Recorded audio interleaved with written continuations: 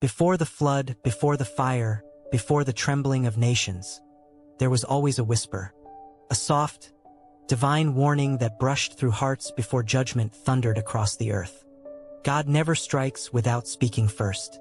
But what happens when his whisper is ignored? There was a stillness over the valleys, the kind of stillness that precedes a storm. The people of Noah's time laughed, traded, and married under the bright sun, unaware that the sky above them had begun to change. The heavens were heavy with silence, a silence not of peace, but of restraint. And somewhere, amid the noise of the world's corruption, a single man was listening. Noah heard what others could not. It wasn't a voice of fire or earthquake. It was the quiet tremor of the divine whisper, "Build, build while the world mocks you. Build when the sky still looks clear. Build not because you understand, but because I have spoken." It was a whisper before the waters came, a separation before judgment fell. Every age has its whisper. Before Sodom burned, there was the visit of angels walking in human form, testing hearts. Before Babylon fell, a hand wrote upon the wall, its silent fire spelling doom. Before Jerusalem was torn, prophets cried through the streets, unseen, unheard. And today the whisper still echoes, not through thunder or flame, but through conscience, through that gentle stirring that tells the soul, "Return." But few hear it, fewer still obey.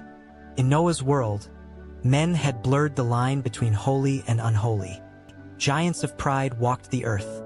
Hearts grew cold, imagination dark. Yet God, in his mercy, drew a line, a hidden separation between those who listened and those who laughed. The ark was not merely wood and pitch. It was a symbol, a doorway of mercy standing open while time still remained. Day by day, hammer by hammer, Noah's obedience became a sermon the world refused to hear. And when the first drop of rain fell, it was already too late to wonder if the whisper had been real. And maybe that's the quiet warning to our generation. Before every flood of consequence, before every fall, there is a whisper, calling us to separate, to build something righteous before the storm begins. Sometimes that separation is invisible. You might still walk among the crowd, but your heart has already stepped onto higher ground. You stop arguing where others rage. You stop chasing what fades. You start building not boats of wood, but lives of obedience. And that's when heaven begins to draw its line again. There's a pattern in Scripture, mercy first, judgment after. A whisper before a shout. Before Egypt's darkness, there was the light in Goshen. Before Jericho's collapse, there was Rahab's red cord fluttering in the wind. Before the cross, there was the voice crying in the wilderness, "Prepare the way of the Lord." Every act of separation is a sign of love, not rejection. God never withdraws to punish. He withdraws to protect. He hides his people before the storm so that, when the flood comes, the faithful are already sealed within his promise. But few understand this divine pattern, because God often moves quietly before he moves greatly. The whisper might come as conviction, that faint unease when you compromise. It might come as stillness when you sense God is calling you to wait.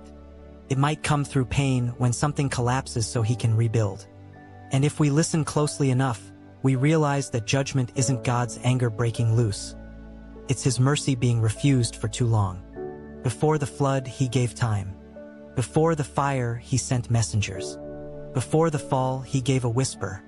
And when the whisper is silenced, the world hears thunder. But here's the mystery. God always separates before he strikes. He pulled Lot out before he rained fire. He led Israel out before he judged Egypt. He hides his faithful even now, setting them apart, not in caves or cities, but in heart and purpose. The hidden separation is already happening, not with visible walls, but invisible convictions. While the world laughs at righteousness, God is marking those who sigh for truth. While many chase applause, he is whispering to a few, "Come away." And if you felt that divine tug, that call to step back, to purify, to simplify, it's not isolation. It's preparation. Sometimes God hides his chosen not to spare them from work, but to prepare them for witness.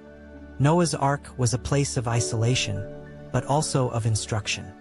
It was where God preserved what the world had lost: faith, obedience, and the promise of a new beginning. The hidden separation is not escape, it's formation. Before David wore the crown, he was separated into caves. Before Moses faced Pharaoh, he was separated into wilderness. Before Christ revealed his glory, he withdrew to pray.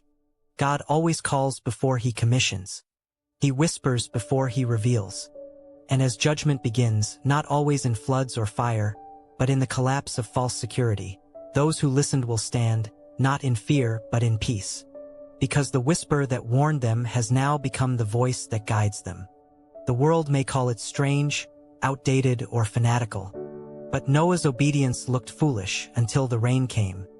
The whisper of separation is the same today.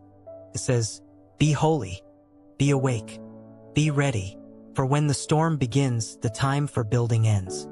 The whisper of God still moves through the noise of every age, gentle, persistent, waiting. And when his judgment comes, it will not surprise those who listened. For they will already be standing in the ark of his presence, hearing not thunder, but peace.